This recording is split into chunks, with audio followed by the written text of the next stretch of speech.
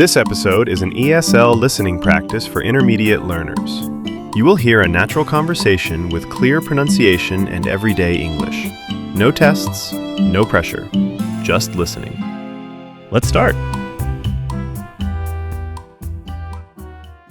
Welcome to ESL Listening Practice. I'm your host, and I am so ready for today's session because we are tackling something that, well, literally everyone dreads. And I'm joining you to help break down some of those language barriers. Yeah. And you're right, today's topic is, it's a heavy one. We aren't just talking about vocabulary here, we're talking about your career. Exactly.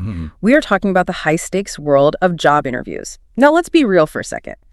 Interviews are terrifying. Oh, they are. You're sweating, your heart is racing, you're trying to remember your own name. That's hard enough in your native language. It is. But doing it in a second language, that is an Olympic level challenge. You have all the normal anxiety, plus you're worrying about your grammar, your accent, if you're using the right word. Oh, totally. It adds this massive layer of, cognitive load. You feel like you're juggling flaming torches while riding a unicycle. That's a good way to put it. But here's the good news. We have spent years analyzing this, and we found that you can actually hack this process. Hack is a great word for it. It's like understanding a code. It is a code. Because the truth is, the person sitting across from you, the hiring manager, they aren't really listening to every single word. They're human. They're probably tired, a bit stressed, and they are filtering everything through two very specific sort of secret questions.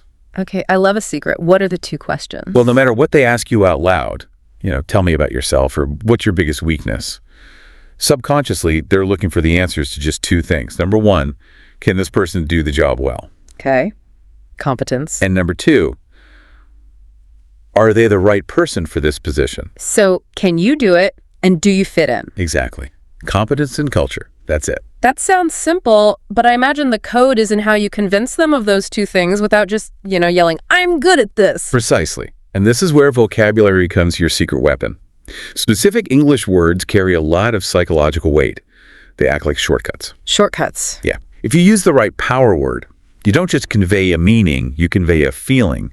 You signal that you're a professional who gets it. So, to help our listeners, especially those at that intermediate B2 level, we have compiled a list of 10 of these power words. These are the heavy lifters. They really are. And we're going to break them down into categories to make them easier to remember. And definitely stay with us, because at the end, we're going to talk about the trap. Ooh, the trap. There is one word almost everyone uses that is just. It's killing your chances. You need to stop using it immediately. The forbidden word. I can't wait. But let's start with the positive. Let's look at our first category. We're calling this group taking ownership. Right. This is all about showing that you are the driver of the car, not just a passenger. Employers are terrified of hiring people. They have to, babysit. Nobody wants to babysit at work. No. These words prove you don't need one. Okay, so the first one is initiative. We hear this a lot. Take the initiative. But for a learner, what does this actually signal? It signals energy. Taking initiative means you do not wait for permission. In a lot of school systems, we are trained to wait for instructions. Wait for the teacher to say, open your book. Right. But in the modern English-speaking workplace, waiting is deadly. Initiative is the opposite of being passive. So it's about movement. You see something that needs doing, and you just do it. But I guess you can't just say, I have initiative. That feels empty. Exactly. It sounds like you're reading a dictionary. You have to prove it. Use it in a sentence that paints a picture. A great example would be something like, I often take initiative when I see a problem that needs solving. I often take initiative when I see a problem that needs solving. I like that. It implies it's a habit. It says, when I see a fire, I pick up a bucket. I don't just stand there. That's a perfect analogy. You act. Now, this leads directly to the second word, which honestly I've used interchangeably with initiative before. The word is proactive. Is there actually a difference? Oh, there is a distinct difference, and it's a powerful one. If initiative is acting when you see a problem, yeah. Proactive is acting before the problem even exists. Ah, okay. So initiative is fixing the leak in the pipe because you see water on the floor. Proactive is replacing the old pipes because you know they might leak in the future. That is the nuance, exactly. Proactive implies you are looking into the future. You are anticipating needs.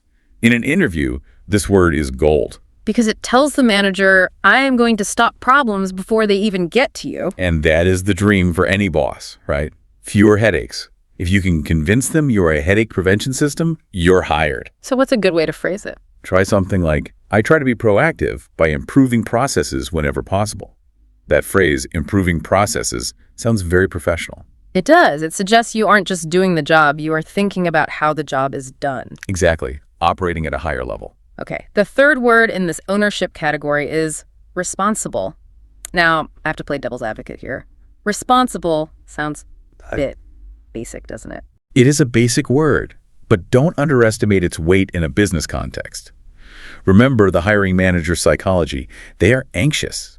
They are terrified of hiring someone who drops the ball. So responsible is like an anxiety reducer for them. It is. When you look them in the eye and say, I am responsible, you are offering them a security blanket.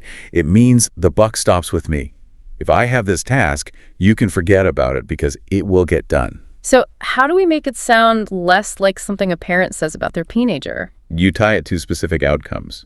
Try saying, I'm responsible for managing deadlines and delivering projects on time. Delivering projects, that's the key part. Yes, it turns it from a personality trait into a professional track record. It's not just I am responsible, it's I am responsible for results.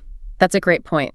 And looking at this trio initiative, proactive, responsible, it feels like even if you're not applying for a manager role, these are leadership qualities. Absolutely. You are telling them I manage myself, and that makes you a very, very attractive candidate. Okay, let's shift gears to our second category.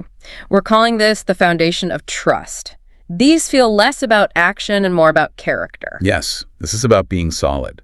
The first word here is reliable. Reliable. It connects pretty closely to responsible, doesn't it? It does, but with a slight twist. Responsible says, I own this task. Reliable says, I am consistent over time. It's the count on me word. I feel like with remote work and everything, this is so important. You can be a genius, but if you're flaky, nobody wants to work with you. There is nothing worse than a flaky genius. A manager would rather hire someone with average skills who is 100% reliable. For sure. So what's the sentence? You could say, my manager knows I'm reliable and always complete tasks as promised. As promised. I like that little addition. It signals integrity. Precisely. Next up in the trust category is organized. Now, I have to ask, does this just mean my desk is clean? Because if they could see my desk right now... Well, you might want to clean that desk before a Zoom interview. But no, in this context, organized isn't about physical tidiness. It's about cognitive structure. It implies you have a system. A system for handling information. Right. Time is money. If you are disorganized, you lose emails, you miss meetings. Being organized implies efficiency. It implies you treat the company's time with respect. So what's the professional phrasing? Just say, I'm highly organized and plan my work carefully. It suggests you're in control of your day rather than the day being in control of you. I love that. Okay, final word in this trust cluster, and it's a big one. Detail-oriented. I see this everywhere. Oh, this is the golden ticket for certain jobs. If you are an accountant, a programmer, an editor, you must use this word. Why is it so critical?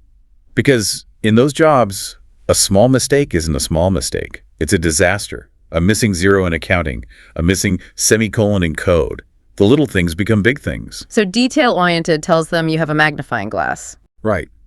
It says, I care about quality. A good sentence is simple. I'm detail-oriented and check my work carefully. But there has to be a warning here. Oh, absolutely. The warning is, if you put detail-oriented on your resume, you better make sure there are no typos in that resume. Oh, that would be tragic. I am detail-oriented, spelled wrong. It happens more than you think.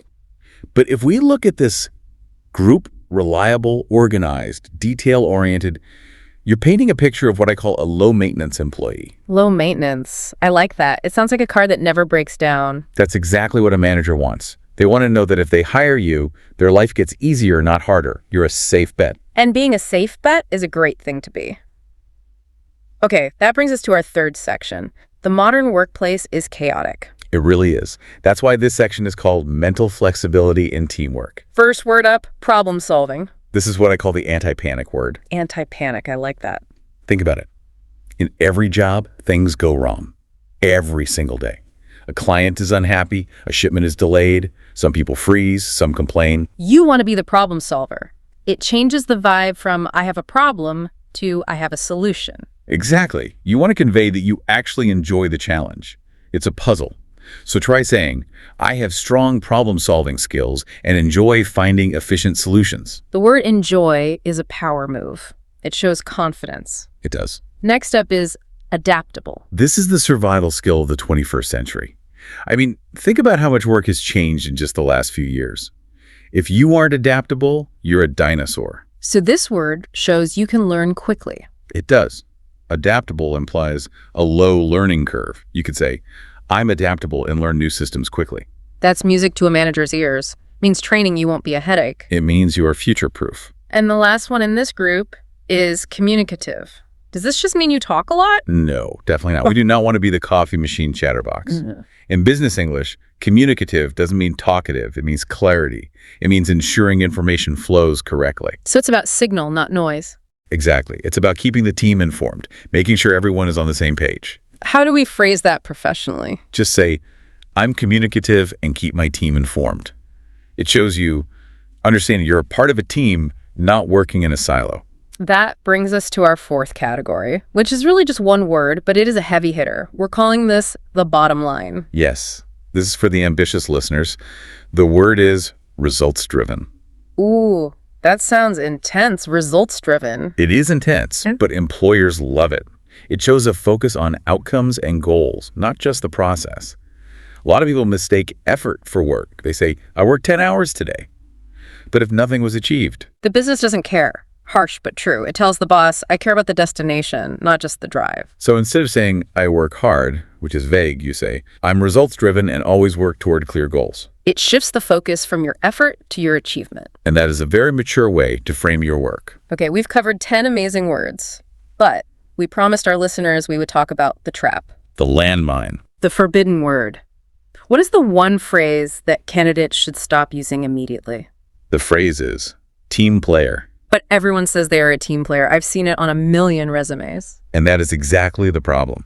Everyone says it. It has become noise. It's a cliche. It's like saying, I'm a nice person. It doesn't prove anything. Right. When a manager hears, I'm a team player, their brain just glosses over it. It doesn't make you stand out. Exactly. It's too passive. It's a label. We want to replace the label with an action verb. So what's the better alternative? You use the verb collaborate. Collaborate. It sounds a bit more professional. It is. Team player implies you get along with people. Collaborate implies you build things with people. It suggests a shared contribution. That's a great distinction. So instead of, I'm a team player, I say, You say, I collaborate closely with colleagues to achieve goals. that sounds so much stronger. It sounds like you're actively engaging to get a result. It is. It forces you to describe how you work, not just who you are. And that is always more persuasive. So we have our toolkit, we have all these fantastic words, and we're swapping team player for collaborate. It's a formidable list. If you walk into an interview with these, you are already ahead of 90% of the competition. But, and here's the strategy part, it's not enough to just memorize this list, right? You can't just recite it like a robot. Please don't do that. That sounds like a dictionary reading itself. Context is everything. So what's the final tip here? How do we apply this without sounding fake? The formula is simple. Power word plus real example. Right. If you just list adjectives, it doesn't stick. Exactly. The word creates the frame, but the story fills in the picture. So you start with, I am proactive by improving processes. But then you finish that sentence with a specific story. So I'd say, for example, at my last job, I created a new filing system for our client data because I noticed we were losing track of files. Perfect. That is the magic formula. The word proactive tells them what quality you have. The story about the filing system proves you have it. For ESL learners, vocabulary can be a source of insecurity. But this shows that specific vocabulary can be a weapon. It's a tool for control. Simply swapping weak language like, I work hard, for I am results-driven, changes the entire perception. You go from being a student of English to a professional who uses English. And that is a massive shift in status. That is how you get hired.